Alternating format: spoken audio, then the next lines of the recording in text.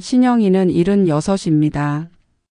요즘 그녀의 말수는 현저히 줄어들었습니다. 혼자 있는 시간이 길어진 탓도 있지만 무엇보다 자신의 말을 믿어주지 않는 사람들이 가까이에 있다는 사실이 그녀 안에 조용한 분노를 키워가고 있었습니다. 서울 강동구의 오래된 아파트는 35년째 그녀의 보금자리였습니다. 낡았지만 구조가 튼튼하고 햇살이 잘 드는 이 집에서 남편과 함께 살았고 새 아이도 이곳에서 자랐습니다. 한때는 정이 넘치던 집이었지요. 최근 들어 자주 찾아오지 않던 자식들이 이상하게도 자주 들르기 시작했습니다. 아침 햇살이 거실 바닥에 반사되어 커튼 틈 사이로 천천히 밀려들었습니다. 신영이는 소파에 앉아 조용히 커피를 마셨습니다. 뜨겁지도 차갑지도 않은 그 온도는 그녀가 좋아하는 딱 그 정도였습니다. 탁자 위에는 전날 반쯤 읽다 만 책이 덮인 채로 놓여 있었고 TV에서는 생방송 아침 정보 프로그램이 웅얼거리듯 흘러나왔습니다. 아무도 부르지 않는 조용한 아침이 제일 좋아요. 혼잣말이 흘러나왔습니다. 하지만 요즘 들어 그런 고요함 속에도 어쩐지 낯선 긴장감이 스며들곤 했습니다. 변화는 작은 것들로 시작되었습니다. 세 아이 중 둘째 아들이 어느 날 갑자기 그녀의 병원 진료 일정에 동행하겠다고 한 것이 그 시작이었습니다. 어머니, 병원은 혼자 다니지 마세요. 이제는 저희가 챙겨드릴게요. 평소라면 시간이 없다고 미루기 바빴던 아들의 말이었습니다. 그녀는 반가우면서도 이상했습니다. 병원 가는 걸 챙긴 건 처음이었으니까요. 그 다음은 딸이었습니다. 며칠 전 집에 들른 딸은 무심한 듯 말했습니다. 엄마, 혹시 요즘 깜빡깜빡 하는 거 더 심해졌어요? 신영이는 멈칫했습니다. 글쎄, 가끔 뭐 놓치긴 하지요. 나이 드니까요. 그러니까. 혹시 몰라서요. 병원 검진 한 번 더 받아봐요. 말투는 걱정처럼 들렸지만 눈빛은 어딘가 계산적이었습니다. 아니라고 생각하려 했지만 마음 어딘가가 싸해졌습니다. 사람은 오래된 생활의 결을 알고 있습니다. 30년 넘게 홀로 3남매를 키우며 살아온 신영이는 감으로 느낄 수 있었습니다. 뭔가 수상했습니다. 이 애들이 뭔가를 꾸미고 있는 게 아닐까요? 그녀는 흔히 말하는 강한 엄마였습니다. 반찬 가게에서 새벽 5시에 문을 열고 밤 10시에 불을 끄는 삶을 14년 가까이 버텨왔습니다. 아버지가 집을 나간 후 단 한 번도 자식들 밥을 거른 적 없었고 사교육은 못 해줬지만 대학 등록금은 단 한 번도 밀리지 않았습니다. 큰아들은 국세청 공무원이 되었고 둘째는 보험 설계사로 성공했으며 막내딸은 조그만 온라인 쇼핑몰을 운영합니다. 자식들 입으로는 엄마가 모든 걸 희생한 분이라고 말했지만 요즘 그녀가 느끼는 건 달랐습니다. 대화 속에 자꾸 묘한 단어들이 끼어들었습니다. 요양병원 인지력 테스트, 신탁 계약, 재산 정리. 일주일 전 큰아들이 신영이의 집으로 찾아왔습니다. 손에는 검은색 서류 가방이 들려 있었습니다.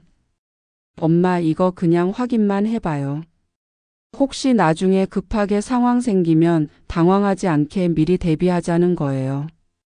그는 문서를 펼치며 말했습니다. 이건 의료 위임장이고 이건 부동산 신탁 서류예요.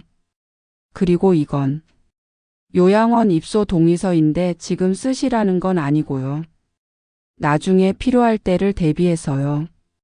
신영이는 아무 말 없이 그 서류들을 바라봤습니다. 나중이라. 정말 나중일까요? 그러다 조심스레 물었습니다. 너희가 이걸 준비한 이유는 뭐예요? 큰아들은 멋쩍게 웃으며 대답했습니다. 엄마, 요즘에 워낙 돌발 상황이 많잖아요. 저희도 불안하고. 이건 다 어머니를 위한 거예요. 이건 다 어머니를 위한 거예요. 그 순간 신영이는 확신했습니다. 저 말은 진심이 아니었습니다. 그날 밤 그녀는 밤새 잠을 이루지 못했습니다. 이불 속에서 핸드폰을 꺼내 자식들의 이름을 하나씩 눌러보았습니다. 가장 최근의 통화는 막내딸이었습니다. 단 3줄짜리 메시지가 있었습니다. 엄마, 큰오빠 얘기 들었어요? 나중에 저도 도울게요. 도운다고요? 뭘요? 자신도 모르게 한숨이 새어 나왔습니다. 눈꺼풀이 무거워지려는 그 순간 머릿속에 갑자기 하나의 문장이 떠올랐습니다. 그래요. 제가 먼저 움직여야겠어요. 이제부터는 치매인 척해야겠네요. 신영이는 평소와 다름없이 조용한 오후를 보내고 있었습니다. 텃밭에 물을 주고 시장에서 사온 고등어를 손질해 냉장고에 넣었습니다. 다 끝내고 나서 작은 의자에 앉아 습관처럼 안방 서랍장을 열었습니다. 그 서랍에는 늘 몇 년 전 건강검진표나 옛날 통장 사본, 보험료 납입 확인서 같은 것들이 차곡차곡 들어 있었습니다. 하지만 그날은 이상한 봉투 하나가 눈에 띄었습니다. 크림색 종이봉투였습니다. 겉면에 서류 확인용이라 적힌 매직 글씨. 자신이 쓴 글씨체가 아니었습니다. 신영이는 망설였습니다. 그러고는 봉투를 조심스레 열었습니다. 안에는 총 3장의 문서가 들어 있었습니다. 첫 번째는 오요양원 입소 사전 동의서였습니다. 두 번째는 치매 등급 판정 사전 진단표였습니다. 그리고 세 번째. 신영이는 그 종이를 보는 순간 손끝이 떨렸습니다. 부동산 위임장 신영이 소유 강동구 소재 아파트 문서 하단에는 자신의 이름 석자와 함께 낯익은 도장이 또렷하게 찍혀 있었습니다. 이게 뭐지? 그녀는 순간 머릿속이 새하얘졌습니다. 천천히 몸을 일으켜 부엌 찬장 위 작은 종이 상자를 꺼냈습니다. 그 안에 평소 쓰던 인감 도장이 있었습니다. 도장에 붉은 잉크 흔적, 종이에 눌린 자국, 모두 일치했습니다. 그제야 기억이 스쳤습니다. 며칠 전 큰아들이 들고 왔던 서류 뭉치. 어머니, 이건 그냥 건강보험 변경 서류예요. 사인만 해주세요. 그때 아무 생각 없이 도장을 찍었던 자신의 손. 서명 대신 도장을 찍은 것을 이상하게 여기지 않았던 순간들이 떠올랐습니다. 이런 식으로 신영이는 벽에 기댄 채 무릎을 꿇었습니다. 작은 한숨이 새어 나왔고 눈가가 붉어졌습니다. 그녀는 울지 않았습니다. 하지만 오래전 자신이 낳고 기르고 희생했던 자식들이 자신 몰래 자신의 삶을 정리하려 했다는 사실이 가슴을 짓눌렀습니다. 그날 밤 신영이는 잠들지 못했습니다. 내가 뭘 그렇게 잘못했을까? 벽에 걸린 가족 사진을 바라봤습니다. 큰아들의 대학 입학식, 막내딸의 결혼식, 손주들과의 설날 기념사진들이었습니다. 사진 속 웃고 있는 얼굴들이 이제는 다르게 보였습니다. 그 미소 뒤에 숨겨진 계산, 그 계산 뒤에 감춰진 야망, 그리고 그 야망 뒤에 희생될 노인의 존재. 그게 바로 자기 자신이라는 사실이었습니다. 다음 날 아침 신영이는 조용히 도장을 다시 봉투에 넣고 서랍에 감췄습니다. 그리고 핸드폰을 꺼내 인터넷을 검색했습니다. 치매 진단 조작, 노인 명예 도용, 부동산 위임장 효력 정지. 관련 기사들이 쏟아졌습니다. 낯선 단어들, 익숙하지 않은 법률 용어들이었습니다. 하지만 그녀는 한 글자도 빠짐없이 정독했습니다. 점심 무렵 둘째가 찾아왔습니다. 엄마, 감자 좀 가져왔어요. 시장에서 큰 거 샀어요.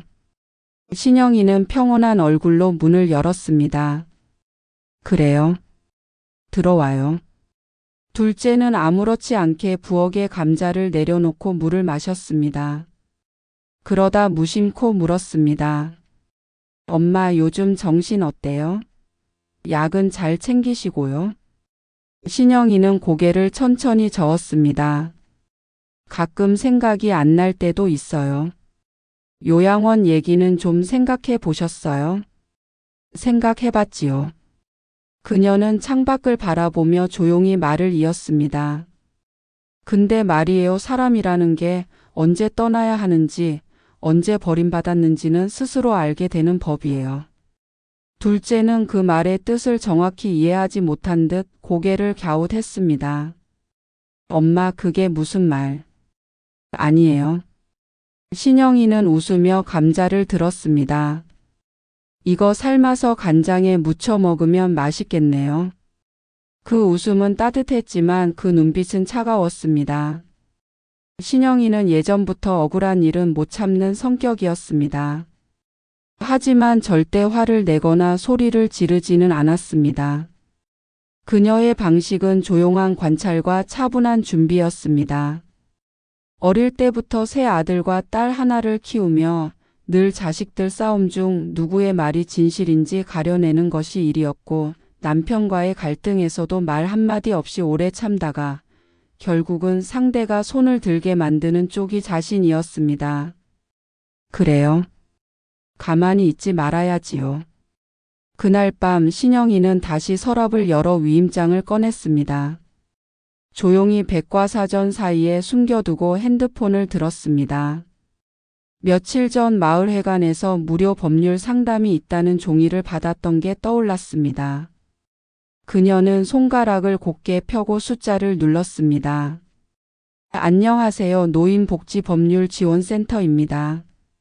낯선 젊은 여성의 목소리였습니다. 신영이는 침착하게 말했습니다. 저 위임장 관련해서 좀 여쭐 게 있는데요. 제 도장을 누가 몰래 찍었을 때는 어떻게 해야 하나요? 다음 날 아침 검은 카디건을 입은 신영이는 집 근처 작은 법률 상담소로 향했습니다. 자신이 낳은 자식들이 자신을 내몰았다는 사실을 아무에게도 말하고 싶지 않았지만 법 앞에서는 진심보다 증거가 필요하다는 것도 알고 있었습니다. 이게요, 제 도장인데요. 그 도장을 찍은 서류가 이겁니다. 상담사는 조용히 서류를 읽더니 고개를 끄덕였습니다. 이건요, 어르신, 일단 명예 도용 가능성이 있어요. 특히 이 부동산 위임장은 인감이 찍혀 있기 때문에 당장 인감증명서 효력 정지 신청부터 하셔야 돼요. 그게 어렵진 않나요? 아니요, 제가 구청 민원실에서 바로 신청서 드릴게요. 신영이는 고개를 끄덕이며 작게 한숨을 쉬었습니다. 이걸 제가 이 나이에 할 수 있어요, 어르신. 오히려 이렇게 먼저 알아보시는 게 정말 중요한 예방이에요. 그 말에 그녀는 잠시 눈을 감았습니다. 그리고 속으로 중얼거렸습니다. 그래요, 이건 아직 시작일 뿐이에요. 며칠 뒤 큰아들이 다시 집에 찾아왔습니다. 어머니, 그날 서류 잘 챙기셨어요? 신영이는 평온한 얼굴로 고개를 끄덕였습니다. 응. 서랍에 넣어뒀지요. 어디 보관하면 좋을까요? 아, 제가 보관할게요. 어차피 병원이나 요양원 갈 땐 제가 필요하니까요. 그렇겠구나요. 신영이는 조용히 미소 지었습니다. 하지만 그가 서랍을 열었을 때는 이미 서류는 사라지고 없었습니다. 어머니? 그 서류 어디에? 이상해요. 거기 있었는데 제가 어디다 옮겼나 봐요.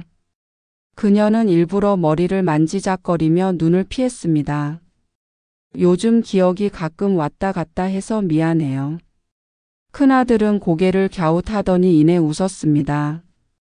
괜찮아요. 어머니, 걱정 마세요. 또 뽑으면 되니까요. 그 웃음 속에 깔린 얕은 계산. 신영이는 그게 너무 선명하게 보였습니다. 그래요, 또 뽑으면 되겠지요. 하지만 그때는 제가 똑같이 해줄 거예요. 며칠 후 그녀는 동네 의원에 들러 간단한 치매 테스트를 자청했습니다. 병원에서는 이상 없다고 진단했습니다. 하지만 그녀는 그 보고서를 일부러 큰 며느리 책상에 두었습니다. 그날 밤 며느리는 그 서류를 확인하곤 당황한 듯 남편에게 전화했습니다. 자기야, 이상해요. 어머님이 병원 다녀오셨나 봐요. 인지검사 받았어요. 뭐요? 근데 왜 우리 몰래요? 이거 우리 계획 다 알게 되신 거 아냐요? 신영이는 그 통화를 거실에 앉아 조용히 듣고 있었습니다. 이제는 집안에 어떤 말이 오가도 전혀 놀라지 않았습니다. 그녀는 천천히 거실 불을 껐습니다. 창밖은 이미 어두웠고 가을 바람이 창틀을 두드리고 있었습니다. 저도 이제 제 방식대로 연기하고 제 방식대로 준비할 거예요. 그녀는 그 순간부터 치매인 척 연습을 시작했습니다. 햇살이 부엌창을 뚫고 들어오던 오전 11시였습니다. 신영이는 평소보다 오래된 양은 냄비를 꺼내 들고 불도 세지 않은 버너 앞에 서 있었습니다. 이걸 먼저 끓여야 했나요? 한참을 쳐다보다가 그녀는 가스 밸브를 잠가 버렸습니다. 다시 냄비를 식탁 위에 내려놓은 그녀는 작게 중얼거렸습니다. 아, 맞아요. 국은 점심에 끓이기로 했지요. 거짓이었습니다. 모두 계획된 행동이었습니다. 딸이 오전에 들러 반찬을 두고 갔습니다. 현관 비밀번호를 누르며 툭툭대는 발소리와 함께 딸이 말했습니다. 엄마, 요즘 너무 멍하신 것 같아서 걱정돼요. 이거 반찬 좀 챙겨왔으니까 꼭 챙겨 드시고요. 응, 고맙네요. 그런데 아까 왔다 갔었나요? 딸은 멈칫했습니다. 지금 왔는데요. 엄마, 혹시 어디 다녀오셨어요? 아니에요. 그냥 오늘이 수요일이지요. 토요일인데요. 딸은 그 말을 듣고는 조용히 부엌에 있는 반찬을 냉장고에 넣고 문 앞에서 신발을 신으며 말없이 전화를 걸었습니다. 신영이는 딸의 뒷모습을 보며 창밖을 바라봤습니다. 좋아요. 이 정도면 충분히 흔들렸겠지요. 며칠 후 동네 복지관에서 김치 만들기 봉사가 있었습니다. 신영이는 자원봉사자처럼 다가온 동네 사회복지사 박소연 씨와 처음 마주쳤습니다. 할머님, 김치 담그는 거 도와주셔서 감사해요. 제가 할 수 있는 게 이것뿐인데요, 뭘요? 소연은 주의 깊게 신영이를 바라봤습니다. 정확히는 그녀의 행동과 말의 흐름을 유심히 살폈습니다. 혹시 혼자 사세요? 응. 혼자지요. 집이 조용해서 가끔 말을 잊어버려요. 식사는 잘 챙겨 드시고요. 가끔 밥하다가 가스 밸브를 안 잠그고 자기도 해요. 아휴, 제가 왜 이러는지 깜빡깜빡해요. 소연은 조용히 고개를 끄덕였습니다. 혹시 상담 신청해 보시는 건 어떨까요? 건강검진도 같이 해드릴 수 있어요. 신영이는 고개를 끄덕였습니다. 그럼 해주세요. 요즘은 사람 말을 들어주는 것만으로도 고맙더라고요. 며칠 뒤 동네 보건소 간호사가 찾아왔습니다. 혈압 체크, 간단한 질문, 그리고 작은 수첩 한 권이었습니다. 어르신, 오늘 날짜가 며칠인지 기억나세요? 신영이는 눈을 감았습니다. 잠시 생각하는 듯 하더니 고개를 갸웃했습니다. 6월이지요? 12일인가 아닌가요? 8일인가요? 괜찮아요. 천천히 말씀하셔도 돼요. 그녀는 천천히 눈을 떴습니다. 그리고 작게 웃으며 말했습니다. 옛날에는 다 기억했는데 요즘은 기억이 엿장수 같아요. 아무도 안 사가서 남아도는 거 있잖아요. 간호사는 웃음을 터뜨렸습니다. 어르신 말씀이 참 재미있으시네요. 그 말에 신영이는 작게 고개를 끄덕였습니다. 재미있을 때는 그냥 할머니, 정신 없을 때는 치매 환자. 이제 이 두 역할을 왔다 갔다 해야겠지요. 그날 밤 거실에서 TV를 보던 큰아들은 아내에게 조용히 말했습니다. 요즘 엄마 이상해요. 말이 안 맞아요. 같은 얘기 반복하고. 치매 온 거 아니야? 아니, 그 정도까지는 아닌데 모르겠어요. 그럼 잘 됐네요. 요양원 들어가시기 전에 검사는 꼭 받아야 하니까. 우리만 이상한 사람 되기 전에 준비해 둬야지요. 신영이는 방에서 그들의 말을 다 들었습니다. 문 하나 사이로 들리는 숨소리까지 그녀는 들을 수 있었습니다. 그래요. 그렇게 나오겠지요. 며칠 뒤 신영이는 구청 복지과를 찾았습니다. 직원이 물었습니다. 어르신 어떤 도움 필요하신가요?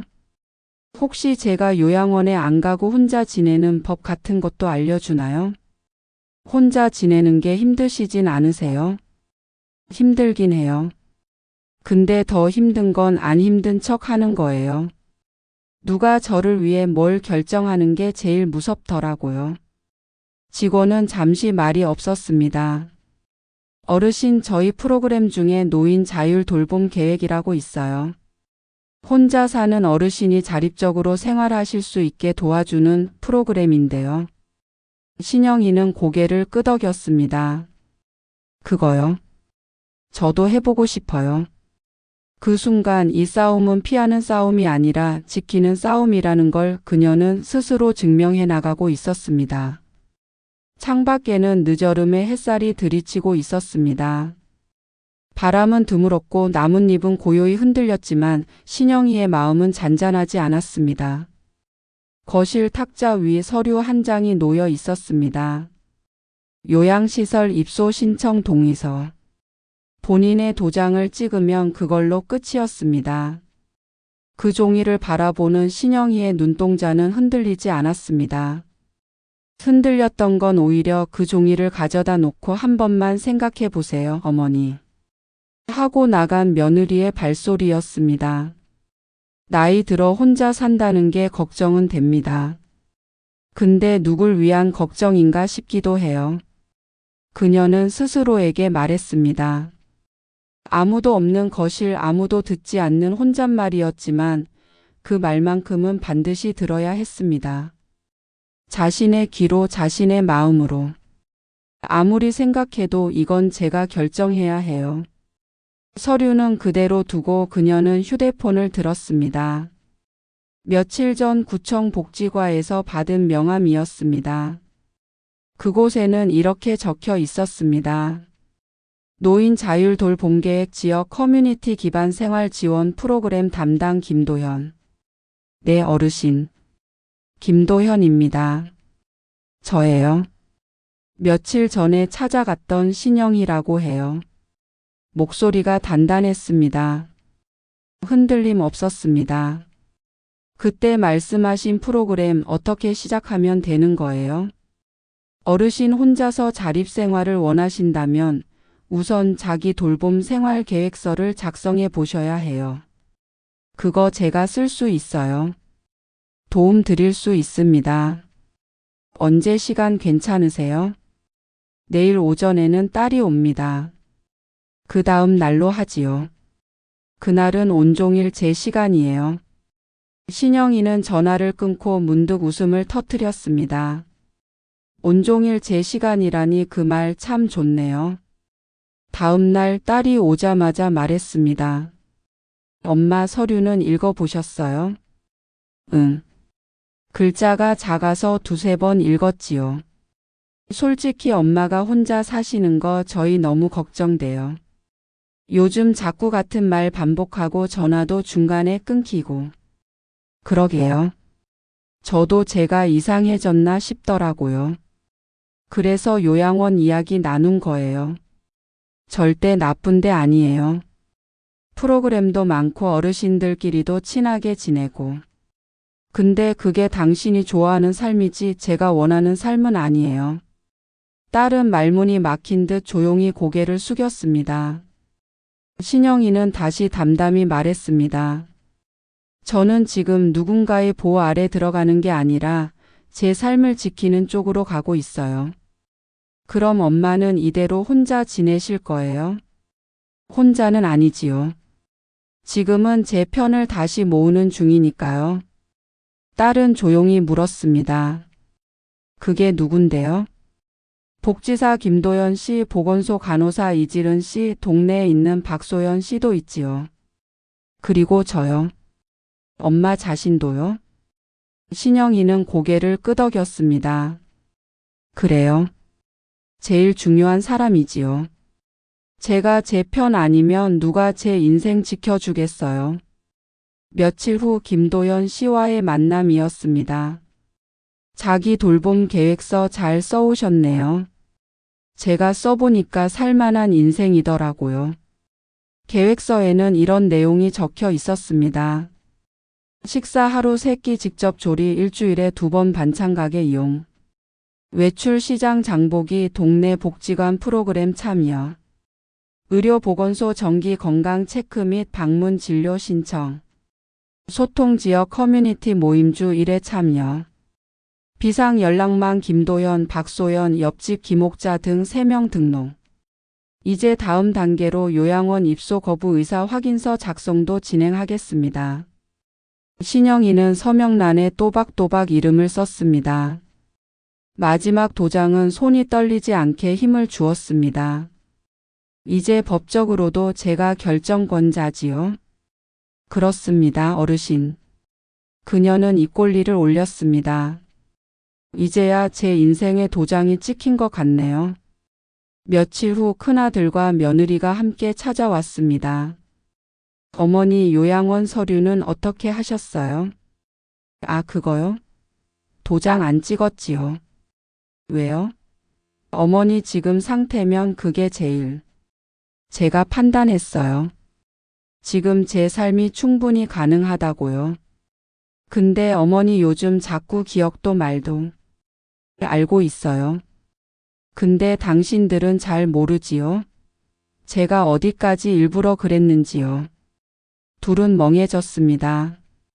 제가 치매처럼 보여서 요양원 보내기 쉬울 줄 알았겠지만 그걸 보는 제 입장은 생각 안 해봤겠지요. 그게 저희는 어머니가 힘들까봐. 힘들지요. 근데 제가 제 인생을 포기할 정도로 힘들진 않아요. 그건 당신들 기준일 뿐이에요. 신영이는 자리에 앉아 따뜻한 차를 따랐습니다. 마셔요. 요양원 얘기는 오늘이 마지막이길 바라요. 가을이었습니다. 노랗게 물든 은행나무 아래를 천천히 걷던 신영이는 문득 멈춰 섰습니다. 단풍잎 하나가 땅에 내려앉는 순간을 바라보며 그녀는 혼잣말처럼 중얼거렸습니다. 저것도 떨어져야 할 때를 아는구나요. 가족에게서 떨어져 나와 이제는 자신만의 땅에 발을 딛고 있는 삶이었습니다.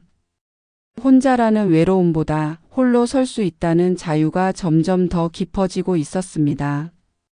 며칠 전 아들의 연락이 왔습니다. 어머니 설 연휴 때는 저희 집에 오세요. 애들도 보고 싶어 해요.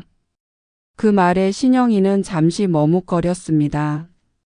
아들 목소리는 언제나처럼 부드럽고 다정했지만 그 안에 깔린 의무감은 이제 익숙했습니다. 그래요, 생각은 해볼게요. 전에는 그런 초대에 조건 없이 응했고 가서도 내내 주방에서 손에 물 묻히며 일했습니다. 그러고 나면 늘 허탈했습니다.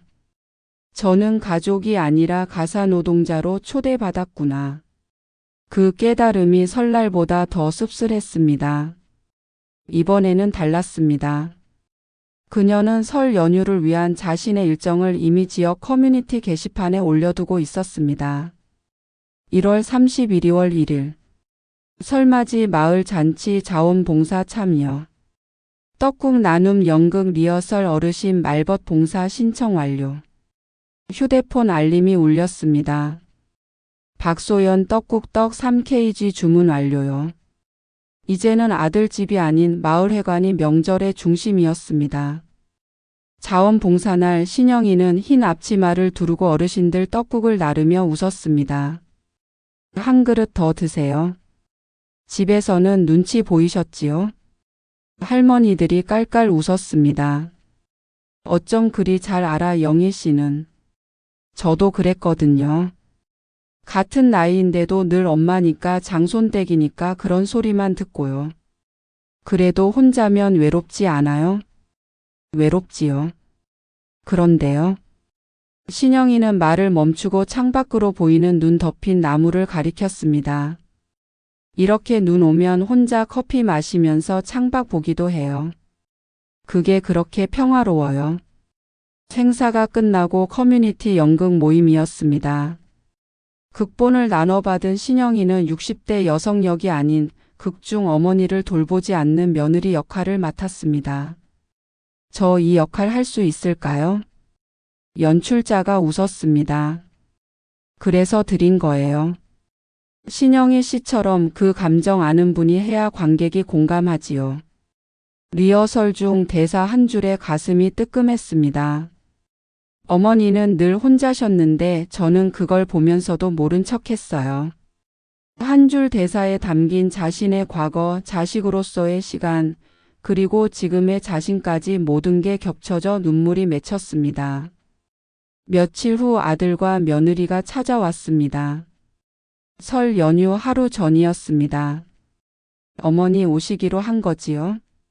엄마가 없어야 저희가 어른 되겠어요. 그럼 어른이 되지 말든가요? 네? 신영이는 단호했습니다. 이번 설은 마을회관에서 보내요. 제가 여기에 속해 있는 사람이거든요.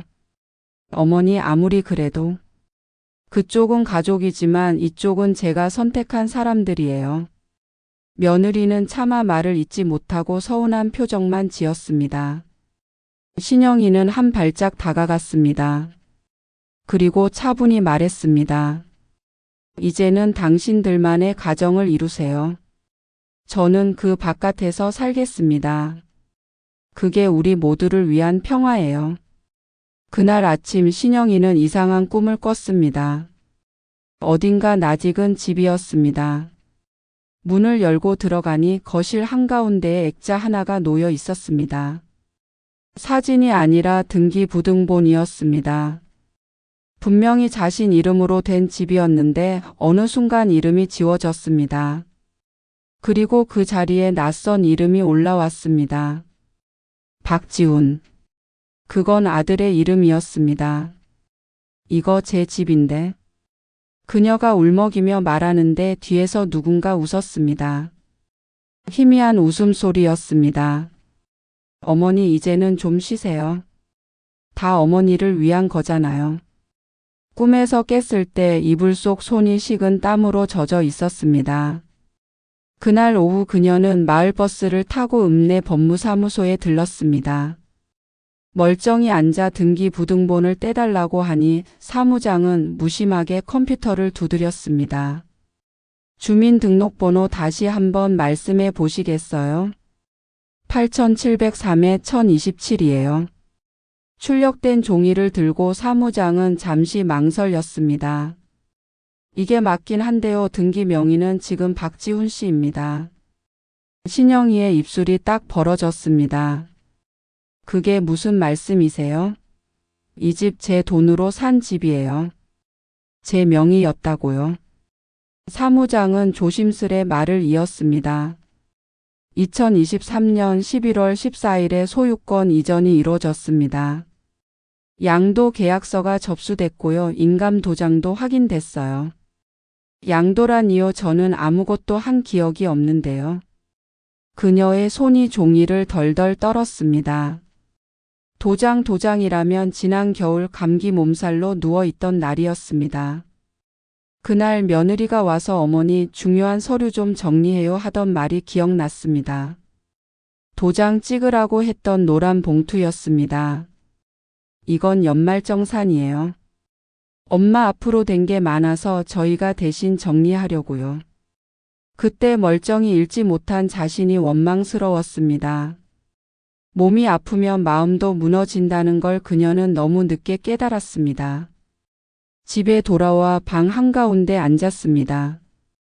형광등은 어딘가 차가운 빛을 내뿜고 있었고 방 안은 너무 조용했습니다. 휴대폰을 들었습니다.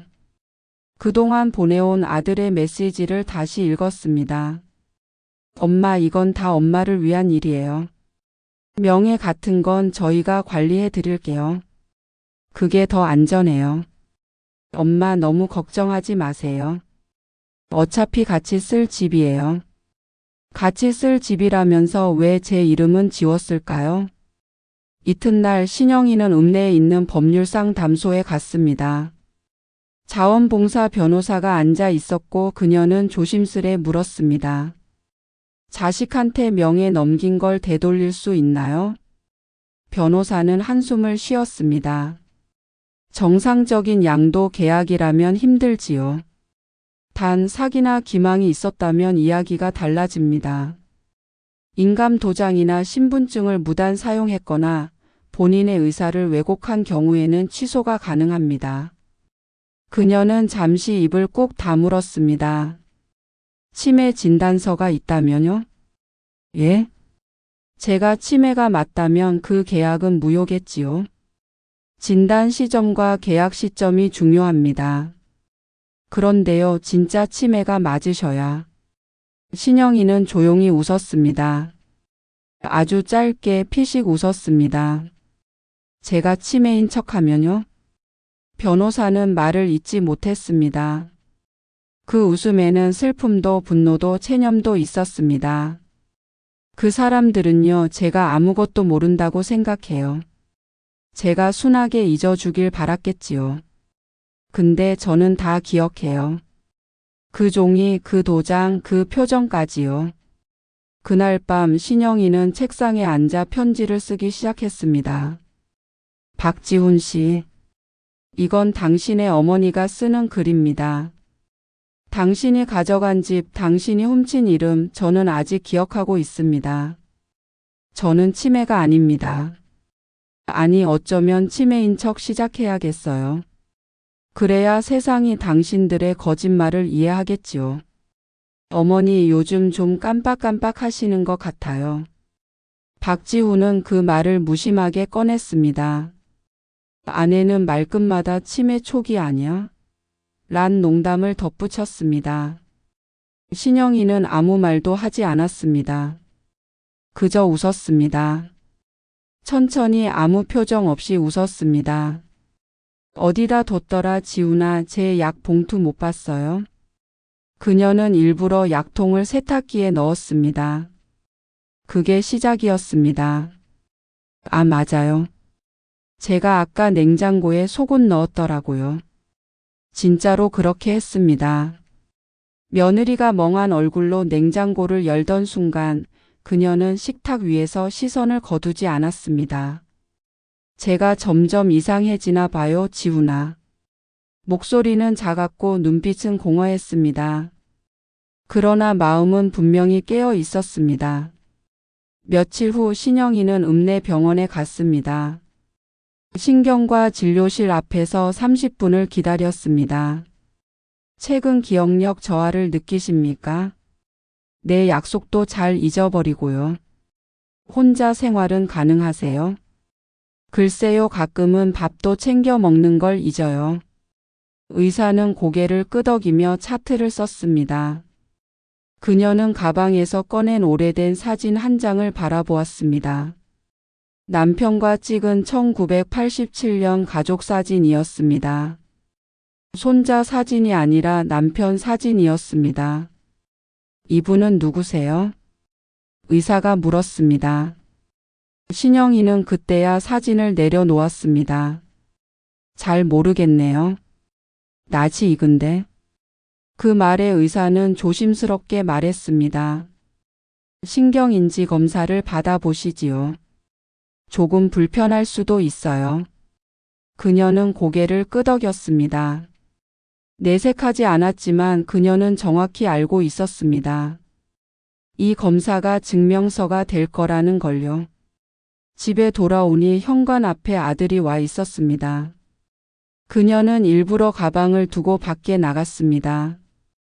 그리고 다시 돌아와 현관 비밀번호를 누르지 못하는 척했습니다. 지훈아, 번호가 뭐였지요? 엄마 또 까먹었어요. 아휴, 요즘 기억이 영 안 좋아요. 박지훈은 휴대폰을 쥐고 침묵했습니다. 그 모습이 마치 안도의 한숨 같기도 했습니다.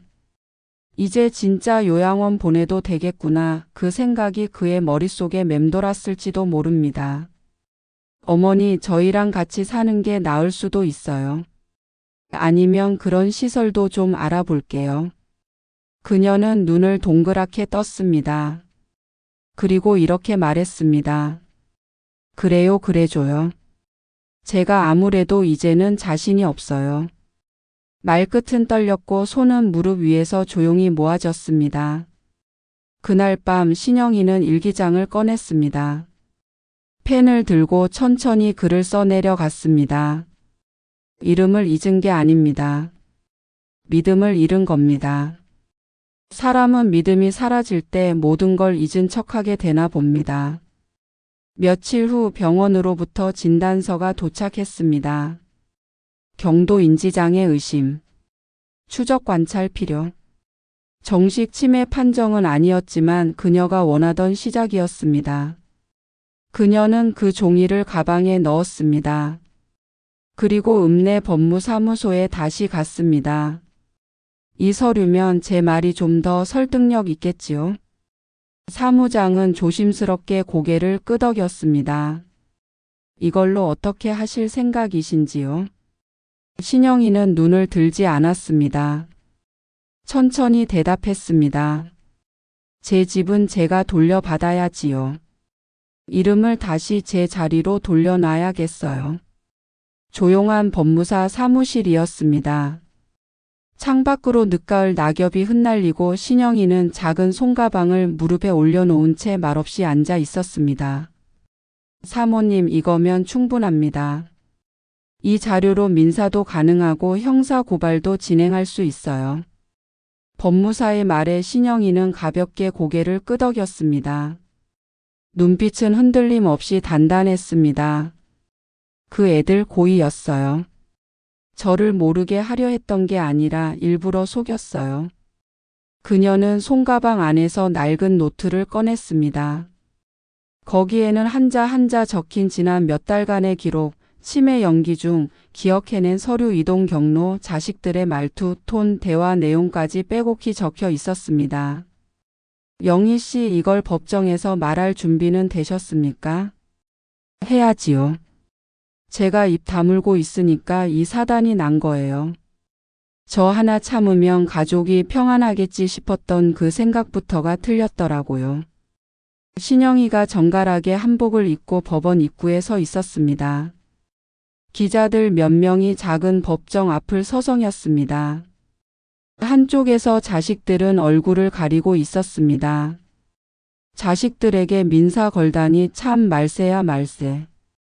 자식복 없는 팔자지 뭐. 수군거리는 소리가 들려왔지만 신영이는 무시했습니다. 정면을 보고 꿋꿋이 걸었습니다. 그녀의 발걸음은 늦었지만 단단했습니다. 재판은 생각보다 조용히 진행되었습니다. 그녀가 제출한 진단서, 영상 기록, 녹음 파일, 문자 내역, 법무사 상담 내용 모두가 명확했습니다. 자식들이 의도적으로 요양원 계약을 진행했고 명예 이전을 시도한 정황이 선명했습니다. 재판 후 이정호가 영희를 마중 나와 있었습니다. 고생하셨어요. 이 일 마무리는 제가 맡을게요. 뒤처리 걱정 마시고요. 정호 씨가 있어서 다행이에요. 아니었으면 저 그냥 사라졌을지도 몰라요.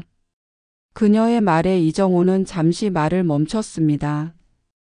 그러고는 가만히 고개를 끄덕였습니다. 사라졌어도 저는 찾았을 겁니다. 며칠 뒤 자그마한 시골집이었습니다. 신영이는 마당에 빨래를 널고 있었습니다. 뒤에는 새로 심은 국화가 흔들렸습니다. 그녀의 휴대폰이 울렸습니다. 전 남편의 목소리였습니다. 영희야, 애들 일은 너무 몰아붙이지 마. 다 사정이 있었을 거야. 그녀는 전화를 뚝 끊었습니다. 지금 제 사정은 제 평생을 도둑 맞을 뻔한 거예요. 혜진은 시골 마당에서 커피 한 잔을 마시는 신영희였습니다. 누가 가족이고 누가 타인인지 결국은 그 사람이 저를 어떻게 대했는지가 답이더군요.